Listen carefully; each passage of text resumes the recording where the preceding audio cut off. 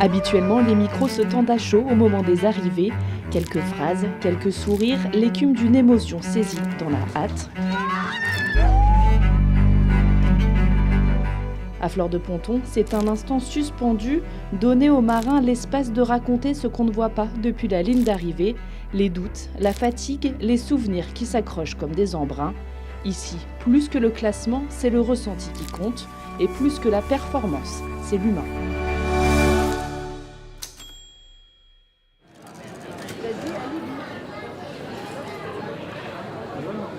Beaucoup de changements de situation, de position. Tu as été dans le match très longtemps.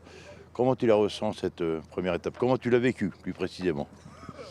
Eh ben écoute, comment je l'ai vécu? Déjà je me sentais vraiment bien quand je suis parti dans ma tête. Je me sentais prêt à gagner l'étape quasiment. Je me suis fait la réflexion le matin du départ à me dire si je gagne l'étape, je ne serais pas surpris parce que voilà, je me sentais vraiment bien. Et après, ce qui est intéressant là, sur cette étape et dans la course au large, là, dans ce qu'on fait comme exercice là, c'est vraiment les changements d'émotion qu'on a dans une étape et cumulé avec la fatigue. Ça fait des explosions d'émotions un peu, je ne sais pas si c'est pareil pour tout le monde, mais en tout cas moi c'est comme ça que je le ressens. Et du coup, et d'autant plus là sur cette étape où il y a eu beaucoup de changements de classement, beaucoup de chamboulements, beaucoup de moments pas faciles et de moments un peu euphoriques où en fait la flotte se recompacte, où le classement se retourne, et il y a plein de changements de position sur les têtes de flotte. Et du coup beaucoup d'ascenseurs émotionnels où on se dit à la fois c'est top, je suis devant, il faut que j'arrive à rester devant, etc. Je suis super content, et à la fois il y a des moments durs parce qu'on a raté un coup, et des moments durs aussi physiquement parce que la météo est mauvaise, etc. Et dans ce cas-là, tout devient très dur, tout devient un peu noir, et c'est compliqué de rester émotionnellement, de rester positif, et il faut aller chercher un peu profond au fond de soi-même. Mais du coup, ça rend la chose assez intéressante. C'est un peu des gros moments de vie, des grands moments de vie ouais, où on passe tellement par des... C'est un peu ça la vie, quoi, c'est de vivre des émotions, et là on passe tellement par des phases intenses émotionnellement qu'on se dit que c'est des bons morceaux de vie qu'on vit quand même sur cette étape de solitaire. En même temps, c'est impitoyable et un peu ingrat cette solitaire. Parce qu'on a beau se préparer, faire les choses bien. Ouais, c'est hyper ingrat, c'est parce qu'on a beau faire les choses bien souvent, se préparer longtemps en amont, faire les choses bien dans la préparation, parce qu'il y a quand même beaucoup d'énergie pour arriver à essayer de faire au mieux pendant ces étapes. Donc il y a aussi tout ça qui ressort aussi pendant les étapes, c'est qu'on se dit on a travaillé tellement dur que il y a des fois ça paye pendant les manches, on se dit c'est bien, on a bien navigué, c'est super. Et puis il y a des fois on peut avoir des coups de malchance aussi, ça c'est des choses qui sont dures à vivre, parce que on a des gros sentiments d'injustice. Il y a des fois, il y a eu des moments par exemple là où il y a 2 fois j'ai pris un nuage, ou des moments où j'avais pas de vent, et j'étais tout seul à pas avoir de vent, quoi. Quand il y a tous les copains qui ont du vent et toi tu es tout seul à pas avoir de vent, tu te dis mais c'est dramatique, quoi, c'est pas possible, quoi. Ça donne envie de pleurer sur l'autre, c'est horrible, quoi. Ça t'arrive de pleurer? Ça m'arrive de pleurer, ça m'arrive d'être pas loin de pleurer, et là j'ai quand même lâché une petite larme quand j'ai passé les needles là en tête. Parce que je pensais là c'était pas de la frustration, j'étais vraiment content. Je pensais à tous les gens qui me suivaient, je savais que je crois qu'on était dans la matinée ou quelque chose comme ça là, donc tout le monde devait être debout en train de regarder un peu la carto.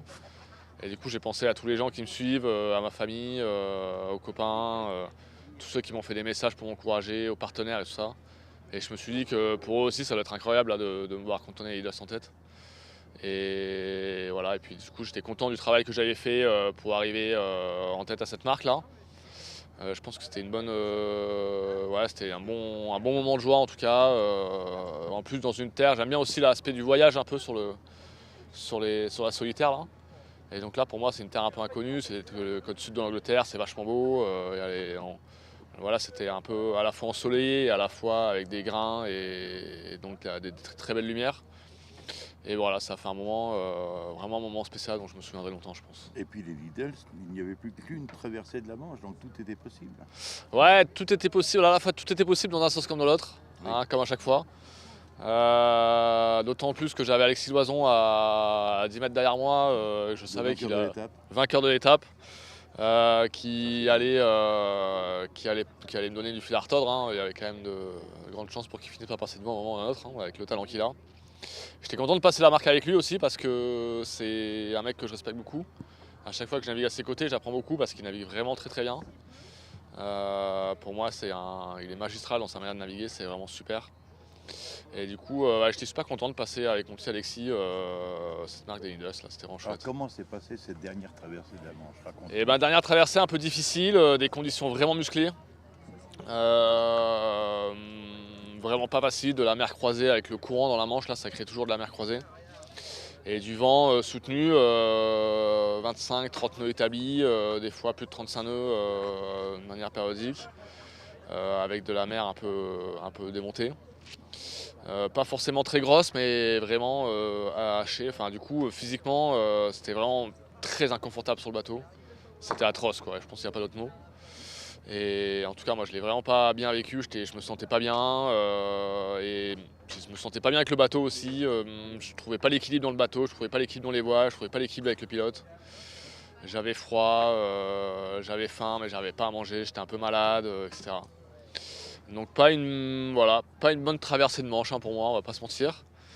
Après je vais essayer d'en tirer des leçons qui vont bien pour essayer de ne pas en faire un point noir mentalement. Parce que voilà, c'est des choses qui arrivent, hein, de rater des moments. Et là, des moments durs comme ça, il ne faut pas que j'arrive à l'ancrer. Il ne faut pas que je l'ancre comme un moment dur, mais comme un moment, comme quelque chose dans lequel il faut que j'arrive à progresser.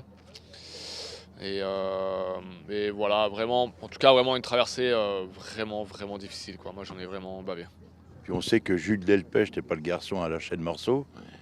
Il reste 2 étapes dont on parle, le couteau entre les dents évidemment, et plus que jamais d'ailleurs, hein. Exactement, c'est ce que je me disais là c'est un peu ce que je me dis à chaque fois sur les fins d'étape là. À chaque fois je me dis là voilà, c'est une étape, l'étape elle est faite, la suivante elle a déjà commencé maintenant quand je suis encore en train de finir la précédente. Du coup je me suis remis à manger, je me suis remis à boire, et je me suis remis à l'attaque pour l'étape d'après. Voilà, le classement, là actuellement le classement général il est comme il est, il y a un petit peu d'écart mais pas tant que ça, et puis on a déjà vu des étapes qui peuvent faire les classements généraux quasiment, donc tout reste à faire. Et puis à la fois pour le classement et à la fois pour se faire plaisir aussi, pour faire des belles étapes, c'est quand même important.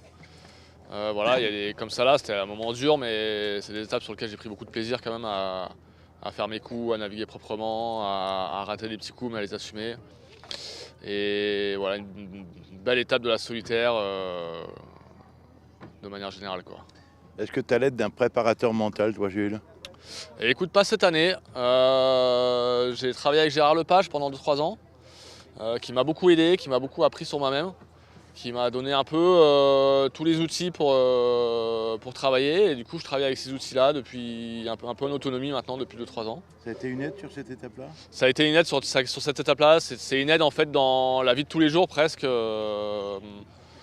La préparation mentale, je trouve, moi, parce que c'est une manière de se connaître soi, de dissocier un peu notre corps, notre esprit. On est un peu différents et il faut arriver à vivre ensemble. Et des fois, il y a des aventures que l'un vit bien et pas l'autre.